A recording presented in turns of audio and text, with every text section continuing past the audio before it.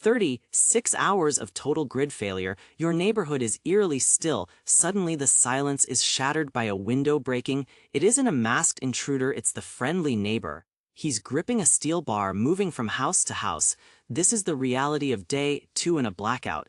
Your primary concern isn't the lack of light, it's the millions of people who failed to prepare, and they know exactly where you keep your supplies. Here at Victor's Logic, we analyze systemic collapse. Most people don't realize society has a 72-hour shelf life. Federal agencies admit cities hold a 3-day food reserve. Statistics show violent offenses skyrocket by 2 to 50% after 3 days. History proves the thin layer of civility is fragile. We're looking at locations stripped bare in hours.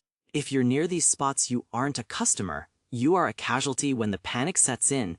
The initial domino to tumble is the local pharmacy. Real violence erupts over life-saving medication, not bread. 2/3 of the population relies on daily prescriptions. Refrigeration for these drugs vanishes when the grid fails. Millions face withdrawals or medical crises within 72 hours. Pharmacies become high-value bunkers for antibiotics and narcotics.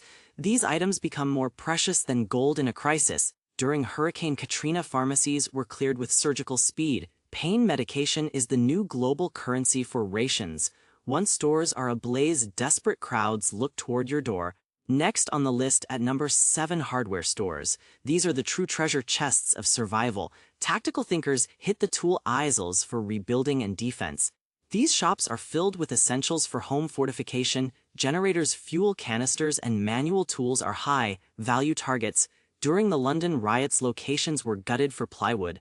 Everyone eventually realizes the value of a generator. Professional looters and the public collide in a feeding frenzy. Trying to get your kit now is a suicide mission. By day 2, your fuel gauge is hitting red.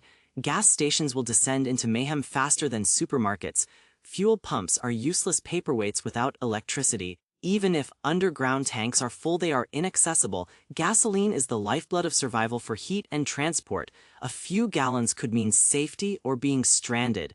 You'll witness miles of gridlock and armed standoffs. These stations will be the epicenters of localized war. Preparation separates a survivor from a statistic. Massive retailers like Walmart will turn into meat grinders. These are the final warehouses of the modern world. Once they are emptied, the supply chain is officially dead.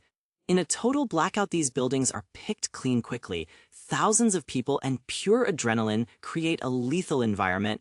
Organized groups will move in to take everything. You risk being trampled or followed back to your home.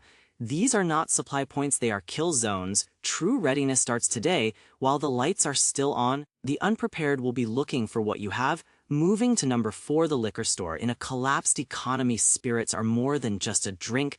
They are medicine, trade goods, and even fuel. Millions with chemical dependencies face physical desperation after 24 hours.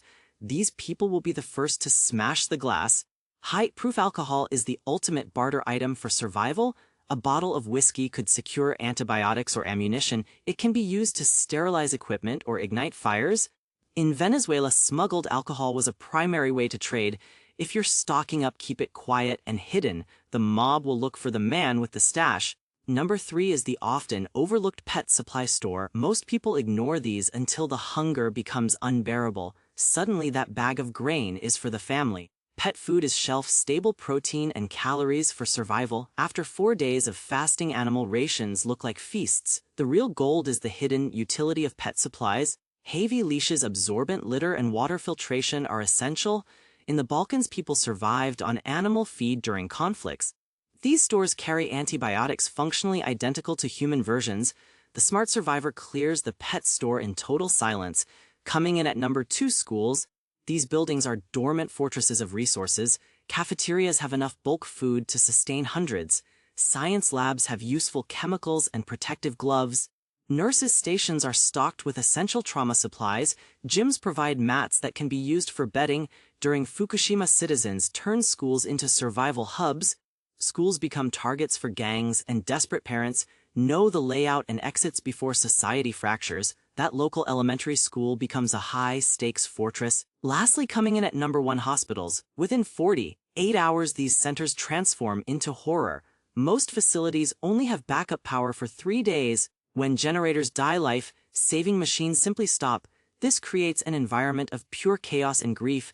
Hospitals hold inventory like morphine, insulin, and steel. In a post-collapse world, these are the only currencies.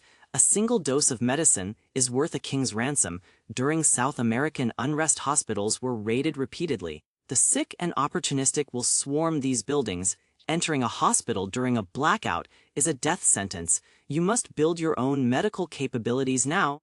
The blackout doesn't care about your plans. Your neighbors are banking on your lack of preparation. Get your supplies, stay silent, and stay out of sight. Survival is about outlasting the desperation of everyone else.